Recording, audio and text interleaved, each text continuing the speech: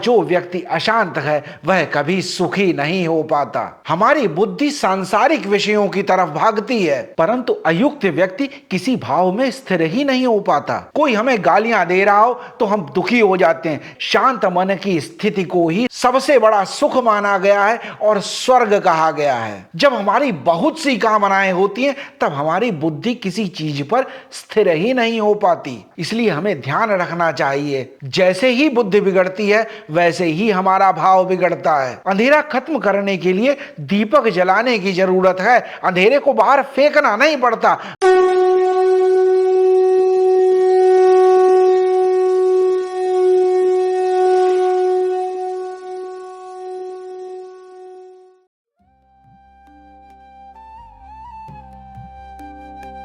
धर्मो रक्षति रक्षिता।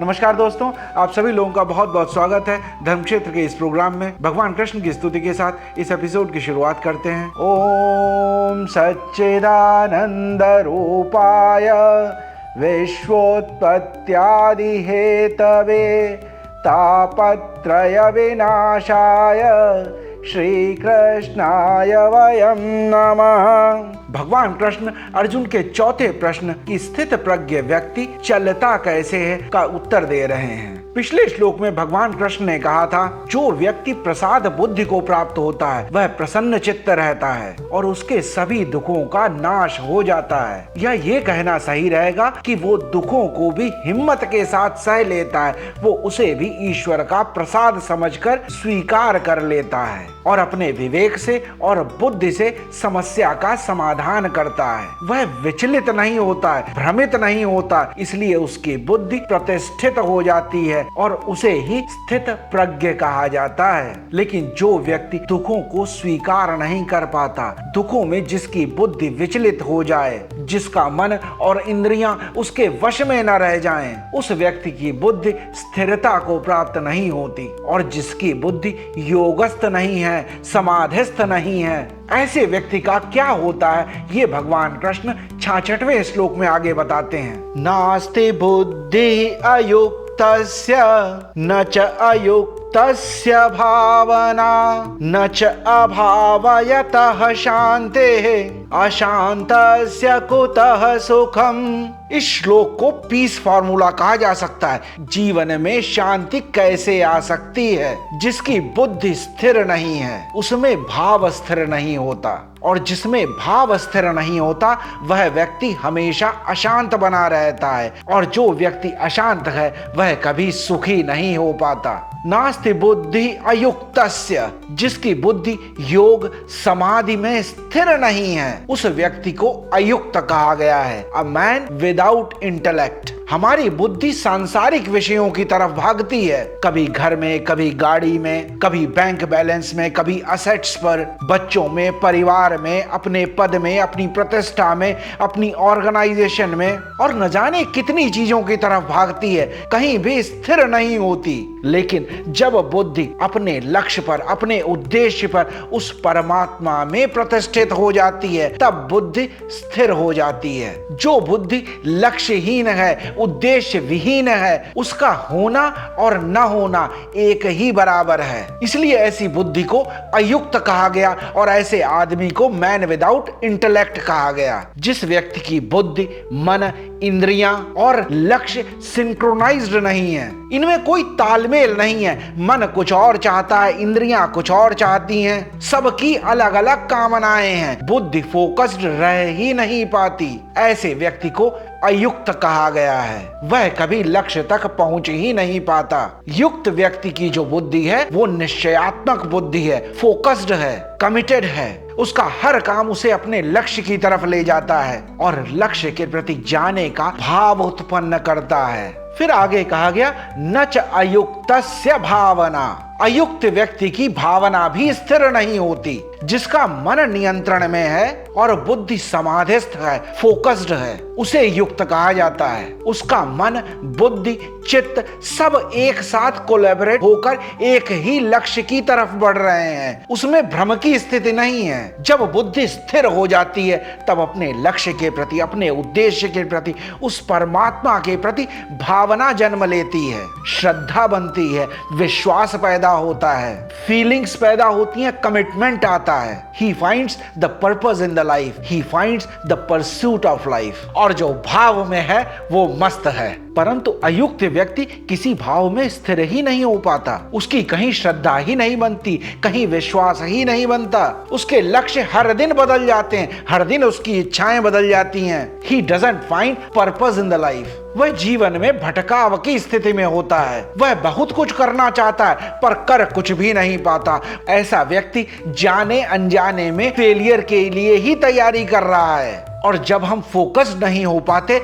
और अपने काम में सक्सेसफुल नहीं होते तब हमारे अंदर फ्रस्ट्रेशन पैदा होता है। अनिश्चयात्मक बुद्धि जो है, जिसे अनसर्टेनिटी ऑफ इंटेलेक्ट कहा जाए या कंफ्यूज्ड बुद्धि कहा जाए, उसमें कोई भावना जन्म ही नहीं लेती। भावना से व्यक्ति में करुणा, दया, समर्पण, भक्ति, डिवोशन टुवर्ड्स द ड्यूटी पैदा होता है। लेकिन इस कंफ्यूज्ड बुद्धि में कामनाएं जन्म लेती हैं और कामनाओं से सेल्फिशनेस आती है और जो हमें और भी दुखी करती है। इसीलिए मैं हमेशा कर्म पर बहुत जोर देता हूं। हमें अपने काम बहुत ही समर्पण भाव के साथ, प्रेम भाव के साथ, विश्वास के साथ करने चाहिए, दृढ़ निश्चय के साथ करने चाहिए। और जब कोई भी काम इतनी श्रद्धा के साथ, इतनी विश्वास के साथ और इतनी दृढ़ता के साथ किया जाता है तब वही कर्म धर्म हो जाता है। भावना मन को शांत करती है और कामना मन को अशांत कर देती है। हम जब भाव में होते हैं तब हम समाज को कुछ देना चाहते हैं और जब हम काम में होते हैं तब हम समाज से सब कुछ ले लेना चाहते हैं। It's a journey from what's in it for me to what I can pay back to the society. भाव बहुत ही महत्वपूर्ण है। हम परिस्थितियों से नहीं, अपने अंदर उपजे भावों से परेशान या आनंद में होते हैं। कोई हमें गालियां दे रहा हो तो हम दुखी हो जाते हैं, लेकिन थोड़ी देर बाद वो व्यक्ति कह दे कि मैं आपको नहीं कह रहा था, मैं तो किसी और के लिए कह रहा था, तुरंत हमारे अंदर से वो दुख का भाव था वो चला गया। इसका मतलब है दुख शब्दों में नहीं था, दुख हमारे अंदर उठते हुए भावों में था। कोई मित्र कह दे कि तुम बिल्कुल बेवकूफ हो, हम हंसी में टाल देते हैं, मजाक में ले लेते हैं क्योंकि भाव अलग है। लेकिन कई बार मित्रों की बात भी हमें बुरी लग जाती है, तब हम विचलित हो जाते हैं और बरसों की मित्रता भी टूट जाती है। तब हमारा मनमुटाव हो जाता है, बरसों की दोस्ती भी कई बार टूट जाती है। फिर आगे कहा गया न च अभावयतः शांति। जो व्यक्ति भाव में नहीं है, अभाव में है, जिसने पूर्णता को प्राप्त नहीं किया है, जिसमें अधूरापन है, वह शांति को प्राप्त नहीं होता,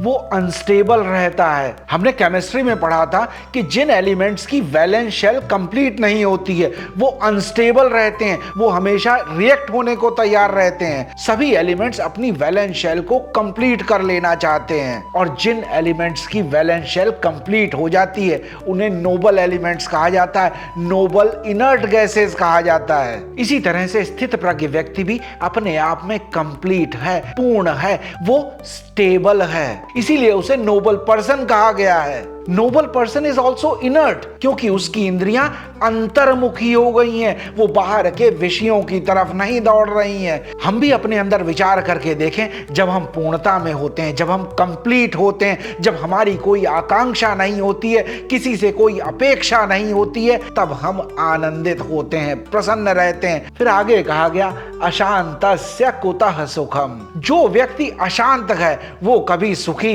हो ही नहीं सकता। वेदांत में शांत मन की स्थिति को ही सबसे बड़ा सुख माना गया है और स्वर्ग कहा गया है। इसीलिए मैंने शुरुआत में कहा था कि यह श्लोक पीस फॉर्मूला है, शांति को कैसे पाया जा सकता है। सुख चाहने के लिए सबसे पहले बुद्धि को स्थिर करना जरूरी है, अपना लक्ष्य निर्धारित करना जरूरी है, लाइफ का पर्पस ढूंढ लेना जरूरी है। जब बुद्धि स्थिर होकर भाव में स्थित हो जाएगी तब मन शांत हो जाएगा और शांत मन ही सबसे बड़ा सुख है। हमारी बुद्धि तो अनिश्चित रहती है, कभी हम धन के पीछे भागते हैं, कभी हम परिवार के पीछे भागते हैं, कभी हम पद के पीछे भागते हैं, कभी हम प्रेम चाहते हैं, कभी मान सम्मान चाहते हैं। इनका अंत ही नहीं है और ये समय के साथ बदलती रहती हैं। आज मुझे प्रेम की आकांक्षा है, कल मुझे मान और सम्मान की आकांक्षा हो सकती है। ये हर दिन बदल रहे हैं। जब हमारी बहुत सी कामनाएं होती हैं तब हमारी बुद्धि किसी चीज पर स्थिर ही नहीं हो पाती और ये अस्थिर बुद्धि हमारे अंदर अपूर्णता लाती है, अधूरापन लाती है। फिर कुछ भी पाने के लिए बुद्धि भटकती रहती है, परेशान रहती है और भटकाव के कारण भावना कभी सुदृढ़ नहीं हो पाती है और इस कारण हमें पर्पस ऑफ लाइफ ही नहीं मिल पाता। भावहीन व्यक्ति में समर्पण का भाव ही नहीं आ पाता और बिना समर्पण के कुछ पाया ही नहीं जा सकता। ये हमारे अंदर असंतुष्टि का भाव पैदा कर देता है और असंतुष्ट व्यक्ति अशांत बना रहता है और जो अशांत है वही दुखी है। परमात्मा सामने खड़ा है परंतु अर्जुन अशांत है। वह बहुत से परिणामों को लेकर चिंतित है, दुखी है। वह समझ ही नहीं पा रहा कि वो क्या चाहता है। हमारे साथ भी जीवन में ऐसा होता है, हम डिसाइड ही नहीं कर पाते कि हम जीवन से चाहते क्या हैं। और परमात्मा में जिसका समर्पण का भाव बन जाता है, जो अपने लक्ष्य के लिए कमिटेड हो जाता है, जो ये डिसाइड कर लेता है कि अपने लक्ष्य के लिए मैं सब कुछ छोड़ने के लिए तैयार हूं, उसमें फिर किसी के प्रति द्वेष नहीं रह जाता, ईर्ष्या का भाव नहीं रह जाता। अशांत मन बुद्धि को विचलित करता है, इसलिए हमें ध्यान रखना चाहिए। जैसे ही बुद्धि बिगड़ती है वैसे ही हमारा भाव बिगड़ता है, जिससे अशांति जन्म लेती है और अशांति सुख को खत्म कर देती है। ये एक नेगेटिव साइकिल है। जितना हम चीजों की तरफ भागेंगे वो हमसे उतनी ही दूर जाएंगी और हम उतना ही असंतुष्ट होंगे। फिर हम और प्रयास करेंगे और लगातार असफलता के चक्र में फंसते चले जाएंगे। हम अगर किसी के प्रति दुर्भावना रखते हैं, उसका कुछ बिगड़ेगा या नहीं बिगड़ेगा निश्चितता से नहीं कहा जा सकता, लेकिन एक बात निश्चित है, हमारी शांति, हमारा सुख जरूर बिगड़ जाता है। बहुत सोच समझकर किसी के लिए मन में विचार लाएं। किसी के लिए भी दुर्भावना, बुरे विचार लाने से सबसे पहले हमारा नुकसान होता है। भगवान बुद्ध को कोई व्यक्ति गाली दे रहा था, भगवान बुद्ध शांत मन से उसे सुनते रहे और जब वो कह चुका तब भगवान बुद्ध ने कहा कि मैं आपके ये शब्द नहीं ले सकता, मुझे इनकी कोई जरूरत नहीं है, आप ये अपने साथ वापस ले जाइए। कोई भी व्यक्ति अपने शब्द वापस नहीं ले जाता, पर उन शब्दों से उठने वाले भाव को जरूर ले जाता है और उस भाव का प्रभाव हमारे आसपास के लोगों पर भी पड़ता है। कई बार हम कहते हैं कि गुस्सा कहीं और का था और कहीं और निकल गया। हम अगर किसी के साथ लड़ाई झगड़ा करते हैं, बुरा व्यवहार करते हैं, तो उसका प्रभाव हम पर बहुत देर तक बना रहता है और कई बार तो हम ऐसे लोगों पर गुस्सा निकाल देते हैं जिनका उससे कोई लेना देना भी नहीं था और फिर हम बाद में इस पर पछताते भी हैं, लेकिन तब तक डैमेज हो चुका होता है। हमारी शांति और प्रसन्नता किसी के अधीन न हो, लेकिन हम हमेशा अपने सुख और दुख के लिए किसी और को कारण समझते हैं, किसी और को दोषी ठहराने का प्रयास करते हैं। मन ही मन में हम किसी को विलन बना लेते हैं और जब भी उनका विचार मन में आता है मन अशांत हो जाता है। हम किसी से प्रेम कर ही नहीं पाते क्योंकि हमें शिकायत का भाव बना रहता है, प्रेम का भाव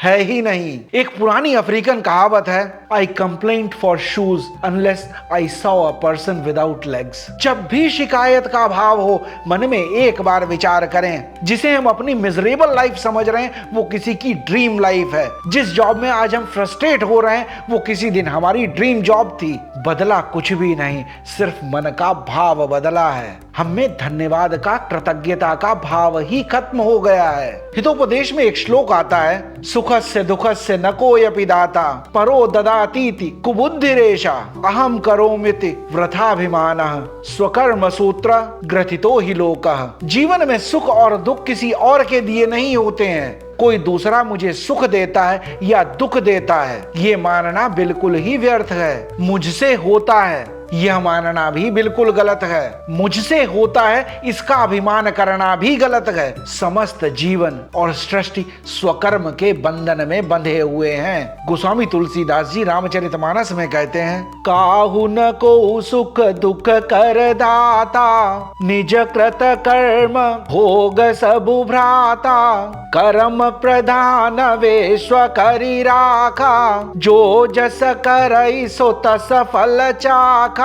संसार में सब कुछ कर्म के आश्रित है। जैसा हम करते हैं वैसा ही हम फल पाते हैं और वैसा ही हम अनुभव करते हैं। दुख कोई बाहर की घटना नहीं है, वो हमारे मन की प्रतिक्रिया है। और सुख भी कहीं बाहर से नहीं आता। दोनों ही हमारी दृष्टि से, हमारे अंदर के भावों से, हमारे किए हुए कर्म से उत्पन्न होते हैं। हमारी सभी खुशी टेम्परेरी है, लेकिन जो व्यक्ति परम में स्थित है, जिसने अपना लक्ष्य डिसाइड कर लिया है, जिसने अपनी लाइफ का पर्पस जान लिया है, वो व्यक्ति हर परिस्थिति में प्रसन्न रहता है। दुनिया में जितना करप्शन है, ग्रीड है, वॉर है, टेररिज्म है, इन सब के पीछे जो एक कारण है कि वो सभी और अधिक पाना चाहते हैं। चाहे वो अधिकार हो, चाहे वो धन दौलत हो, चाहे वो आधिपत्य हो या अपने विचार का फैलाव हो। और उन्हें ऐसा लगता है कि ये उन्हें परमानेंट खुशी देगा। लेकिन मैंने कभी नहीं देखा कि कभी कोई संतुष्ट हो गया हो, किसी ने कह दिया हो कि दिस इज इनफ। सब में असंतुष्टि का भाव बना ही रहता है। कितना ही पैसा कमा लिया हो, कितने ही ऊंचे पद पे पहुंच गया हो, लेकिन फिर भी कुछ पाने की, कुछ और पाने की इच्छा हमेशा बनी रहती है, क्योंकि मन में अपूर्णता है, अधूरेपन का भाव है। ये कभी संतुष्टि ला ही नहीं सकता। हम परमानेंट प्रसन्न तभी हो सकते हैं जब हम सेल्फिशनेस से ऊपर उठ जाएं, कुछ ऐसा पालें जिसके बाद कुछ और पाने को रह ही नहीं जाए, हम में संपूर्ण संतुष्टि आ जाए। जब हम अपने आप को किसी हायर पर्पस के लिए डिवोट कर देते हैं, तब हम में आनंद का भाव होता है, प्रसन्नता का भाव होता है, संतुष्टि होती है, मन शांत होता है और हम परमानेंटली सुखी होते हैं। हितोपदेश में भी एक ऐसा ही श्लोक आता है, आलस्यस्य कुतो विद्या, अविद्यस्य कुतो धनम, अधनस्य कुतो मित्रम, अमित्रस्य कुतः सुखम। आलसी व्यक्ति को विद्या नहीं आती, वो विद्या नहीं प्राप्त कर सकता, वो कुछ सीख नहीं सकता।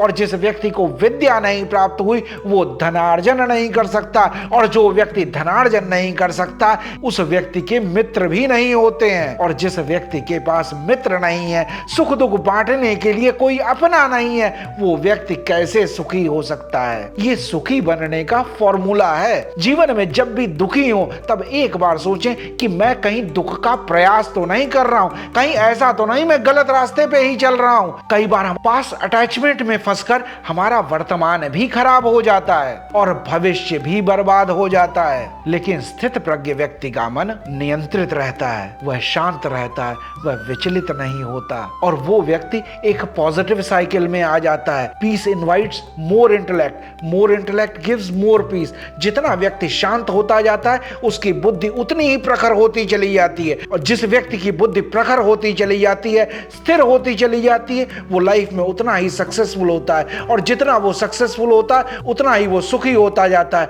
सुख से शांति पैदा होती है, शांति से स्थिरता आती है, स्थिरता से बुद्धि स्ट्रांग होती है, स्ट्रांग बुद्धि से सक्सेस आती है और सक्सेस से सुख मिलने लगता है। ये एक पॉजिटिव साइकिल में व्यक्ति है, ये सही रास्ते पे जा रहा है, ये कभी दुखी हो ही नहीं सकता। इसलिए हमें ध्यान रखना चाहिए मन में उठने वाले उस हर विचार का, क्योंकि विचार ही हमारी मन और बुद्धि को बदल देता है। 62 और 63 श्लोक में हमने देखा था मन में उत्पन्न हुआ एक गलत विचार हमें किस तरह से लेडर ऑफ फॉल पे ले जाता है, जहां हमारा सर्वनाश हो सकता है। इसके बारे में 89th एपिसोड में हमने बहुत डिटेल में चर्चा की थी कि किस तरह से निरंतर किसी गलत विचार का चिंतन बुद्धिनाश की तरफ ले जाता है और जिससे सर्वनाश हो जाता है। एक सही विचार ही बुरे विचार को मन से निकाल सकता है। अंधेरा खत्म करने के लिए दीपक जलाने की जरूरत है, अंधेरे को बाहर फेंकना नहीं पड़ता, अंधेरा स्वतः ही खत्म हो जाता है। और इसी तरह से अज्ञानता को खत्म करने के लिए भी बस ज्ञान का दीपक जलाने की आवश्यकता है। तो इस श्लोक से हमने जाना कि हम जीवन में सुख और शांति कैसे पा सकते हैं। हम अपने ऊपर भी विचार करके देखें, हमारी कामनाएं कई बार हमारी ग्रीड बन जाती हैं। हमारा मन कभी भरता ही नहीं है। हम चाहते हैं एक गाड़ी ले लें, और बड़ी गाड़ी ले लें, इससे बड़ी गाड़ी ले लें, एक घर काफी है, बड़ा घर ले लेते हैं, बीच हाउस होना चाहिए, वेकेशन हाउस होना चाहिए, कोई अंत ही नहीं है। हमारे जीवन का पर्पस ही समझ में नहीं आ रहा।